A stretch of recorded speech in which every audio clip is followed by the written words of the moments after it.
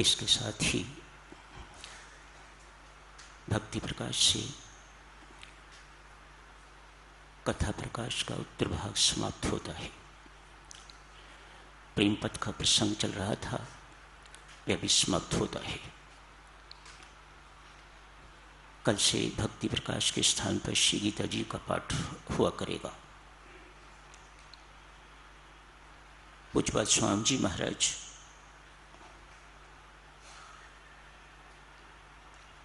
जब आर्य समाज छोड़ चुके, भक्ति प्रकाश की रचना हो गई, अमृतवाणी भी रची गई, तो अपने आर्य समाजी मित्रों से भी प्रार्थना किया करते, और कुछ करो ना करो, एक तो अमृतवाणी का पाठ रोज कर लिया करना। कथा प्रकाश के 2 अंतिम अध्याय मानव जीवन की महत्ता एवं प्रेम पथ भी जरूर पढ़ लिया करना।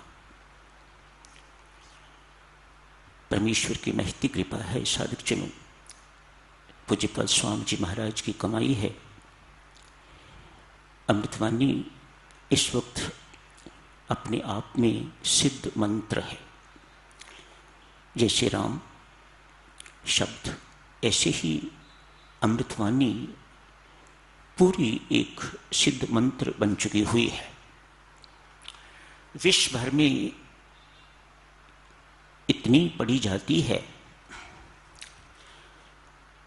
कि लोगों को इसके पाठ से, इसके पुण्य पाठ से प्रत्यक्ष लाभ होते हैं, भौतिक भी एवं अभौतिक भी, लौकिक भी एवं अलौकिक भी लाभ होते हैं अमृतवाणी पाठ से।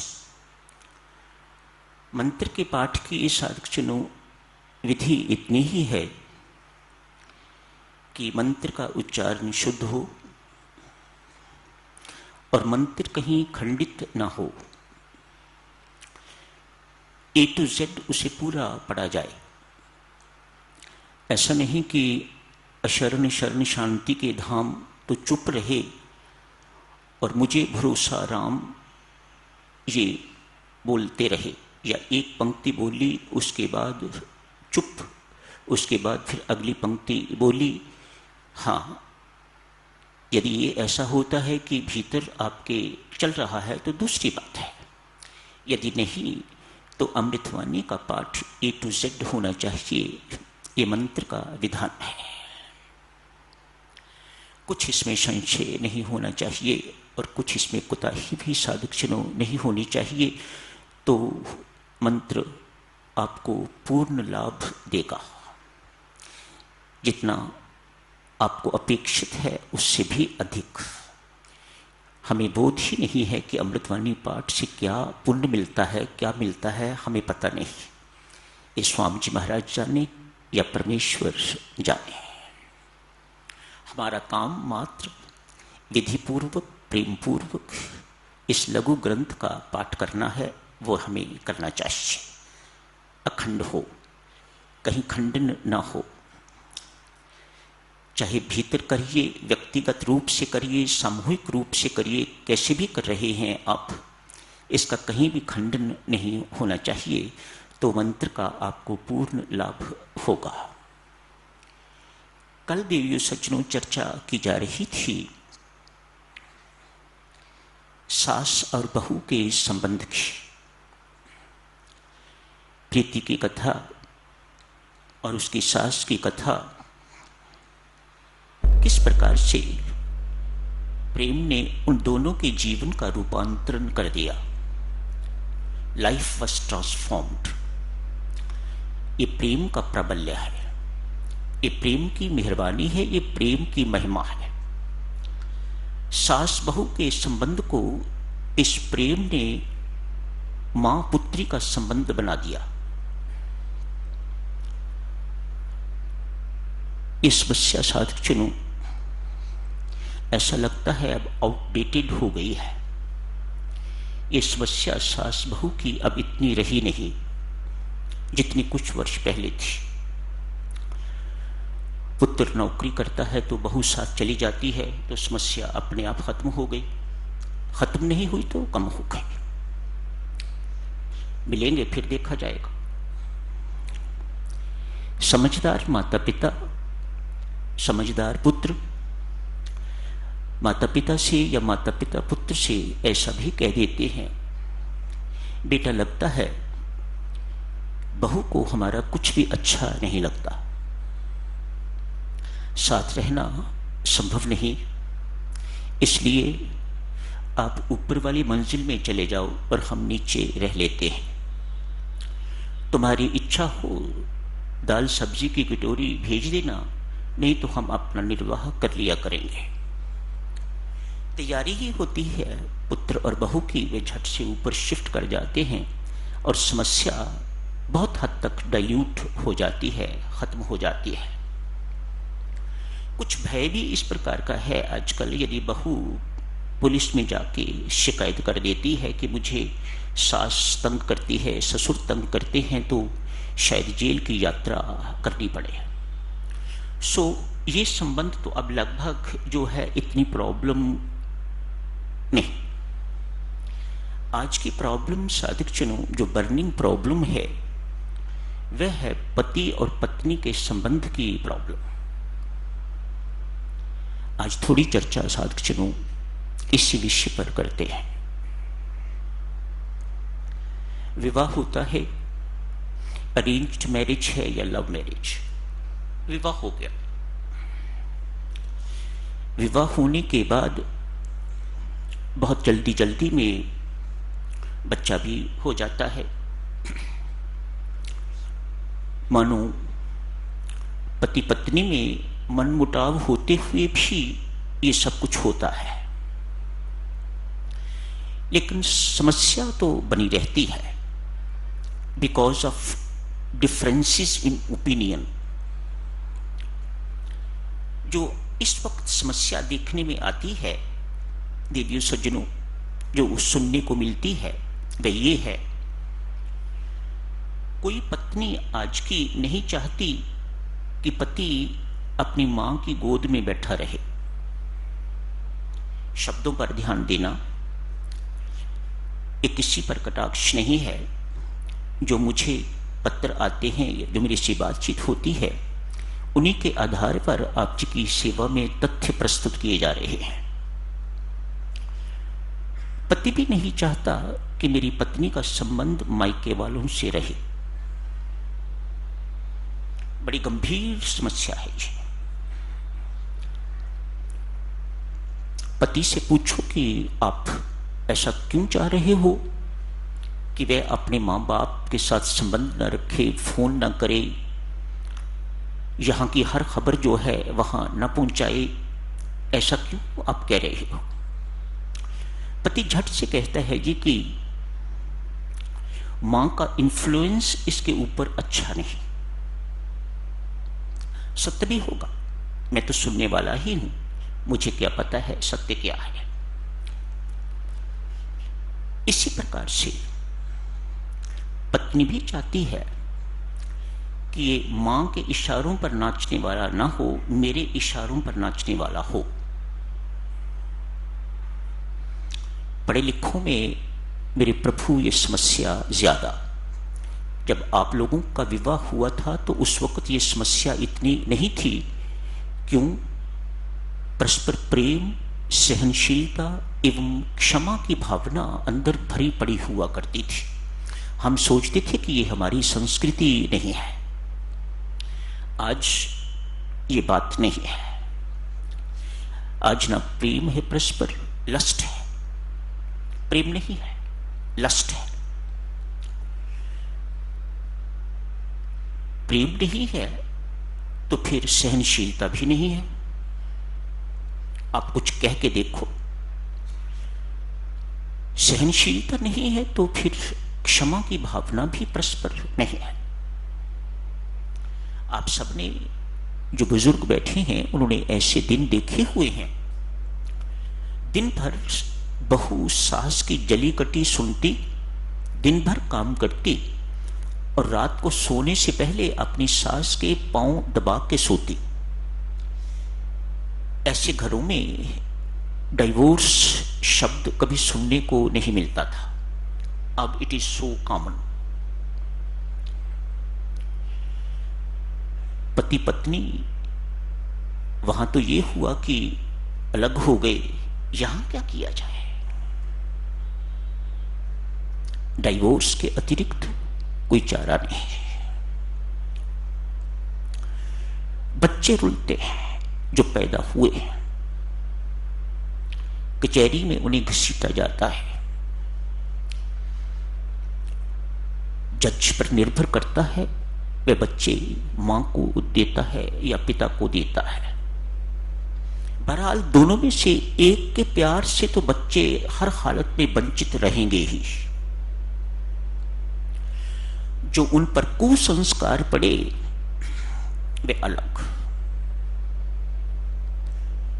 माता पिता के, यंग कपल्स, मेहरबानी करके ध्यान दो, आपस की लड़ाई झगड़े ने जो उन बच्चों पर कुसंस्कार डाल दिए वह इतनी जल्दी मिटने वाले नहीं। वह एक ना एक दिन अपना दुष्प्रभाव दिखा के रहेंगे।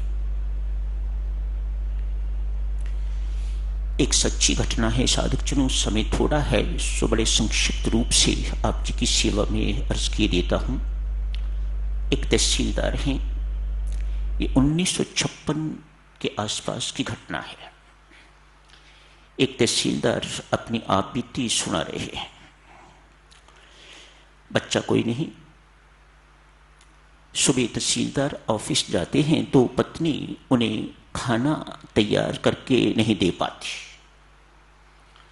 मुख्य समस्या ये, रोज तहसीलदार साहब लेट कचहरी में पहुंचते हैं।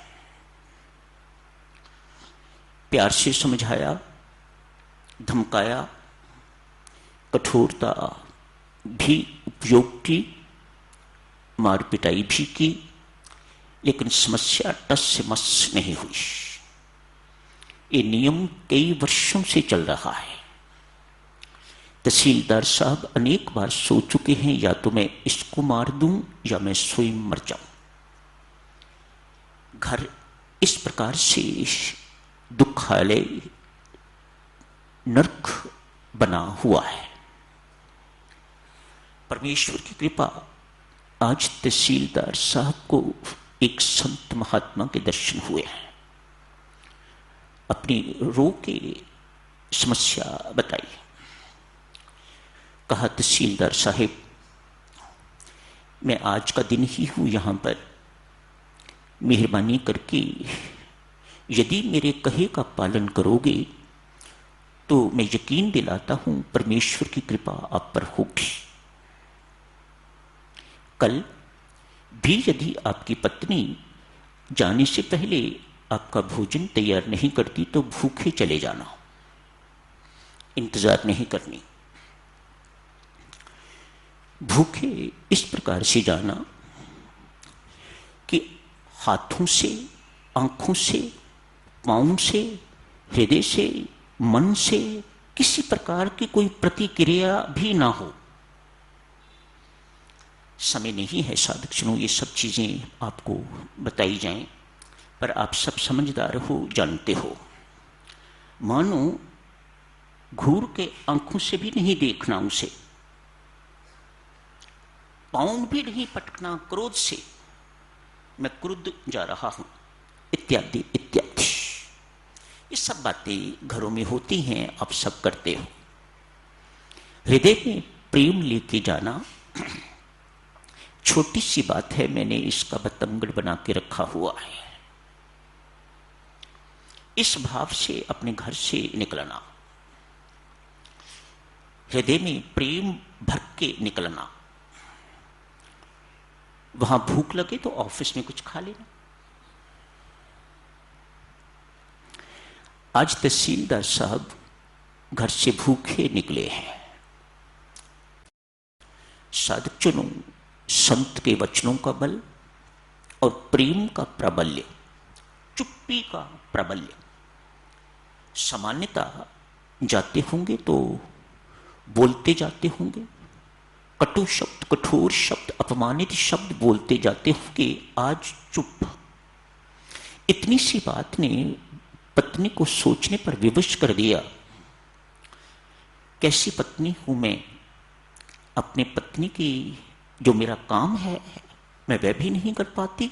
ये मेरा काम है भोजन बनाना, समय पर भोजन बना के तैयार करके तो उन्हें भेजना दफ्तर। मैं आज तक जिंदगी भर ये काम नहीं कर पाई, कैसी पत्नी हूं मैं। मन ही मन आज सोच रही है दिन पर भूखे रहेंगे मेरे कारण, आज ग्लानि का अनुभव हो रहा है। मन ही मन कहा, परमात्मा मेरी गलती पर मुझे माफ करना। तहसीलदार साहब पर सच्ची घटना है, तहसीलदार साहब अपने मुख से सुना रहे हैं। मानो पत्नी के सुंदर भावों की तरंगें उधर तहसीलदार साहब के ऑफिस को छुई हैं। उनके मन में विचार आ रहा है, मामूली सी बात, अरे प्रेम पूर्वक यदि समझाया हुआ होता तो क्या मेरी पत्नी समझती ना? ऐसी मूर्ख तो है नहीं वो, मैंने कभी प्रेम पूर्वक उसे समझाया ही नहीं। मेरे मन में तरह तरह का द्वेष इत्यादि रहा, मैं हमेशा उसे दुख देता रहा, अपमान भरे शब्द बोलता रहा। तहसीलदार साहब ने वहां बैठे बैठे पत्नी से क्षमा मांगी है। आज पत्नी ने सोचा खाना उनके आने से पहले बना के रखूंगी। आते ही पति के श्री चरणों पर गिर के अपना मस्तक उनके चरणों पर रख के तो माफी मांगूंगी। उधर पति के मन में विचार आ रहा है, आज जाते ही अपनी पत्नी के साथ प्यार करूंगा, आलिंगन करूंगा, उससे माफी मांगूंगा। दोनों तरफ से यह सिलसिला चल रहा है। ऐसा ही हुआ। आज तहसीलदार साहब घर पहुंचे हैं। जैसे ही पत्नी ने आहट सुनी, तार जुड़ गई। जैसे ही आहट सुनी, भागती भागती द्वार पर गई है। पति से पहले ही पति के चरणों पर गिर के तो मत्था टेका है। पति सावधान है, उसी वक्त उठा के तो उसे अपने गले लगाया है। कानी में कहा, देवी माफ करना, मैंने तुम्हें जिंदगी पर दुख के अतिरिक्त कुछ नहीं दिया। मैं आज तेरे से भी माफी मांगता हूं और परमात्मा से भी माफी मांगता हूं। पत्नी भी यही शब्द कह रही है। एक दूसरे में इस प्रकार से अपने दोनों को पकड़ा हुआ है, एक दूसरे को।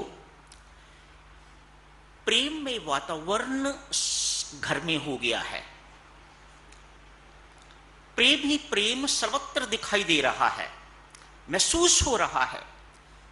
हृदय प्रेम से परिपूरित हो गए हैं, वातावरण प्रेम से परिपूरित हो गया है। इकट्ठे बैठ के जिंदगी में पहली बार स्वादिष्ट भोजन खाया है। ना भी स्वादु होगा तो आज प्रेम का स्वाद इतना है कि सब कुछ स्वादु ही स्वादु लग रहा है। तहसीलदार सब कहते हैं, तब से लेके आज तक पत्नी ने कभी वह भूल नहीं की। मुझे कहने की जरूरत कभी नहीं पड़ी कि मुझे आज मटर पनीर की सब्जी खानी है, आज वो बनाना। मेरे मन में आया और पत्नी ने टेबल पर मटर पनीर की सब्जी रख दी। दोनों के हृदयों का मेल इस प्रकार से हो गया, इतना तदात्म हो गया। किसका प्रताप? ये प्रेम का प्रताप, परस्पर प्रेम का प्रताप। स्वामी जी महाराज ने भक्ति प्रकाश के अंतिम पृष्ठों में इसी प्रेम का वर्णन किया है, लस्ट का नहीं, प्रेम का वर्णन किया हुआ है। इसके साथ ही साधक जनों समाप्त करने की इजाजत दीजिएगा। आपसे करबद्ध प्रार्थना है, ये अंतिम पृष्ठ जैसा कि स्वामी जी महाराज ने अपने मुख अरविंद से कहा हुआ है, इन पृष्ठों को जरूर पढ़ते रहिएगा। याद रखना, जहां प्रेम है वहां सहनशीलता भी होगी, वहां विवेक भी होगा, वहां पर क्षमा भी होगी। कैसा अद्भुत विलक्षण प्रताप है क्षमा का, इस सच्ची घटना ने ये स्पष्ट किया है। अपनाइएगा मेरी माताओं सज्जनों, इसे अपने जीवन में उतारिएगा इस प्रेम को। It is no different than divine love. दिव्य प्रेम भी इसे ही कहा जाता है, उस लस्ट को नहीं, उस स्वार्थ भरे प्रेम को नहीं, जहां व्यक्ति अपने सुख की सोचता है। ये ऐसा प्रेम है जहां अपने सुख का कोई स्थान नहीं है, दूसरे को सुख कैसे पहुंचाया जाए ये देखना ही प्रेम है। तो यही बात करने की इजाजत दीजिएगा।